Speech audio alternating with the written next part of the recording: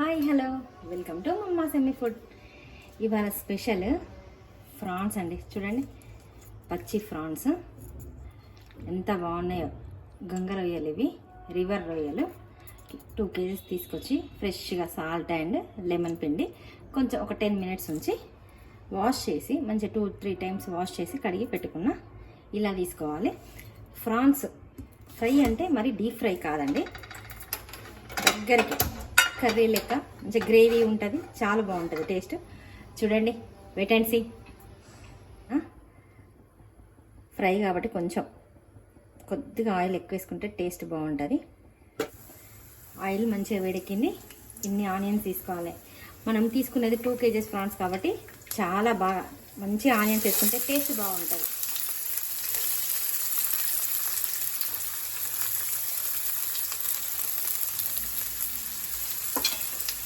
దీన్ని మంచిగా ఇప్పుడు ఫ్రై చేసుకోవాలి. ఈ ఫ్రాన్స్ రకరకాలుగా వండుకోవచ్చండి, చాలా వెరైటీస్ వండుకోవచ్చు. నేను 1 by 1 యూట్యూబ్లో పెడుతూనే ఉంటాయి. ఇప్పుడు ఫ్రాన్స్ వెరైటీస్ చాలా ఈజీ ప్రాసెస్. చాలామంది భయపడతారు, కాకపోతే చాలా ఈజీ ప్రాసెస్. ఆనియన్స్ అందరు కోసుకోవడం అంటే ఏదో అట్లా ఏ విధంగా కోసుకుంటే ఏంది అనుకుంటారు. ఇలా సన్నగా పొడుగ్గుంటేనే కర్రీ కూడా చాలా టేస్ట్ వస్తుంది. మనం కర్రీ వండితే అది ఎందుకు టేస్ట్ రాలేదు అని అంటే ప్రతి ఒక్కటి కూరగాయ కానీ ఆనియన్ కానీ అక్కడి నుంచి ప్రతి ఒక్కటి చాలా జాగ్రత్తగా కోసుకుంటే చూడండి మీకు ఎంత బాగా టేస్ట్ వస్తుందో కర్రీ. చిన్న టిప్ ఏంటంటే ఆనియన్స్ ఇలా ఫ్రై అవుతుంటే కొంచెం సాల్ట్ చల్లుకుంటే కొంచెం తొందరగా ఫ్రై అవుతుంది. వాటర్ అనేది పోయి కొంచెం తొందరగా ఫ్రై అవుతుంది అంతే అండి. మనం ఎన్ని ఆనియన్స్ వేసుకున్నాం, ఫ్రై అయినాక ఎన్ని అయినాయి. ఫ్రాన్స్ లవర్స్కి ఈ విధంగా చేసి పెట్టండి. ఎప్పుడు ఇట్లనే చేయాలంటారు కర్రీని. 2 మిర్చిలు తీసుకొని ఇలా ఊరికే చుంపేసి అలా వేయాలి. కొద్దిగా కలుపుకోవాలి.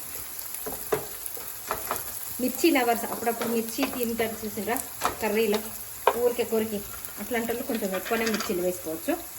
ఇప్పుడు ఫ్రెష్ అల్లం, 2 kgs కాబట్టి నేను ఒక 2 spoons వేస్తున్నా.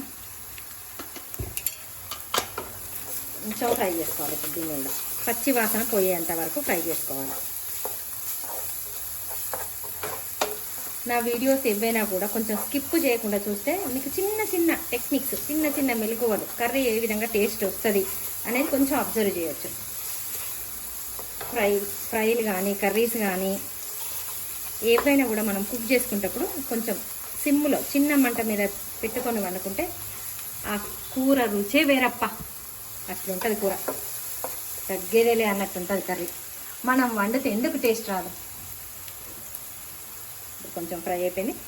కొంతమంది ఏం చేస్తారు, అల్లం వేసేస్తారు, పసుపు వేసేస్తారు, కారం వేసేస్తారు. వెంటనే వేస్తే ఆ కర్రీ ఏ విధంగా ఉంటుంది, టేస్ట్ ఉండదు. దేన్ని ఎట్లా ఫ్రై చేయాలో అలా ఫ్రై చేయించాల్సిందే. మంచి వాసన వస్తుంది నాకైతే. ఇప్పుడు దీని తగ్గట్టుగా పసుపు వేసుకుందాం. దీన్ని కూడా కొంచెం ఫ్రై చేయాలి. అన్నీ వేస్తాను కానీ నన్ను వేస్తలేమైంది అన్నట్టుగా ఈ ఫ్రాన్స్ చూస్తున్నాయి.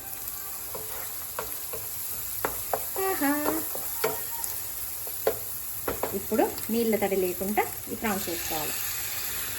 నీళ్ళతో కుమ్మరించుకుంటే కర్రీ అంతా వాటర్ అయిపోతాయి.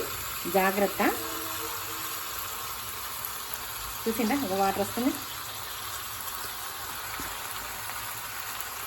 ఫ్రెష్ ఫ్రాన్స్ వేసుకోవాలి. Main important. ఫ్రాన్స్ వేసినాం కదా, కొంచెం ఫ్రై చేయాలి. ఇందులో కూడా వాటరు ఊరుతాయి. మనం వాటర్ పోసుకునే ప్రసక్తే లేదు కర్రీలో.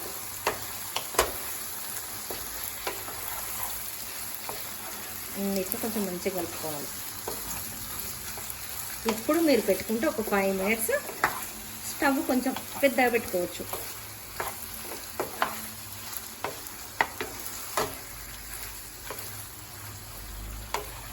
ఓకేనా, మంచిగా కలిపినా. ఓకేనా ఫ్రెండ్స్, ఏమంటారు? పెద్దగా పెట్టుకున్న స్టవ్. ఇప్పుడు మూత పెడదాం. చూసిండ్రా, మీ ముందే వేసిన ఒక్క చుక్క వాటర్ కూడా వేయలేదు. వాటర్ ఎన్ని ఊరినాయి చూడండి. అందుకే చెప్తున్నా, వాటర్ అస్సలే వేసుకోవద్దు. ఇంకా సరిపోయింది. ఇక ఇప్పుడు మనం మూత తీసేసి ఉడికించుకుందాం ఈ ఫిషెస్ని. ఫిషెస్ కాదు, ప్రాన్స్ని. ఓకేనా, కమ్ బ్యాక్. చూడండి కొంచెం వాటర్ ఎగిరిపోయినాయి, అంటే ఇంకిపోయినాయి. ఇప్పుడు మనం ప్రాసెస్ స్టార్ట్ చేద్దాం. ఇప్పుడు ఎర్రని కారం, లుక్ మారిపోతుంది కర్రీది టేస్ట్ అండ్ లుక్. 4 స్పూన్స్ వేసుకుంటున్నా. ఈ 4 స్పూన్స్ కూడా చాలా తక్కువే. నెక్స్ట్ కొంచెం ధనియాల పొడి 3 స్పూన్స్ వేసుకున్నా ధనియాల పొడి. అప్పుడు కొంచెం ఆనియన్స్లో సాల్ట్ వేసినాము కాబట్టి ఇప్పుడు కూడా కొంచెం సాల్ట్ అది మనం మైండ్లో పెట్టుకొని కొంచెం వేసుకోవాలి. 1 స్పూన్ వేసా. ఇప్పుడు కలపాలి.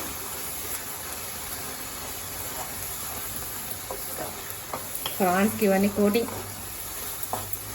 Coating colour మారిపోతాను. చూసిందా ఎంత బాగుంటుందో.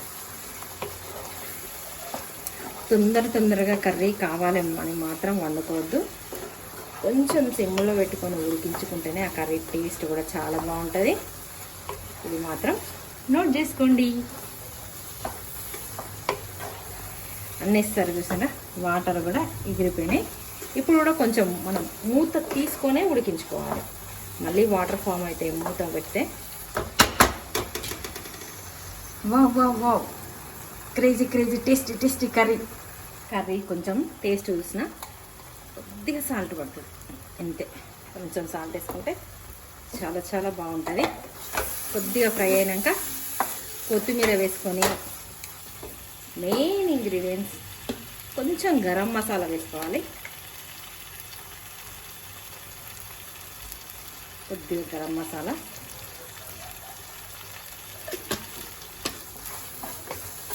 కొద్దిగా కొత్తిమీర వేసుకోవాలి. నేను ఏ నాన్ వెజ్ వండినా చాలా కొత్తిమీర వేస్తా.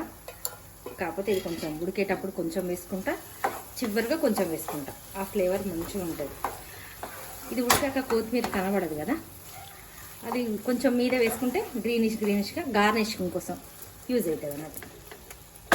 కొద్దిగా స్టవ్ మాత్రం సిమ్లో పెట్టుకొని ఉడికించుకోవాలి. ఇంకా కొంచెం ఒక 2 మినిట్స్ అయితే కర్రీ కంప్లీట్ అయిపోతుంది. కర్రీ చేద్దాం ఇప్పుడు. వావ్, టెక్స్చర్ ఎంత బాగా వచ్చింది, colour tempting. Wow just looking like ఏ వావ్. ఇప్పుడు కొంచెం కొత్తిమీర వేసుకుందాం.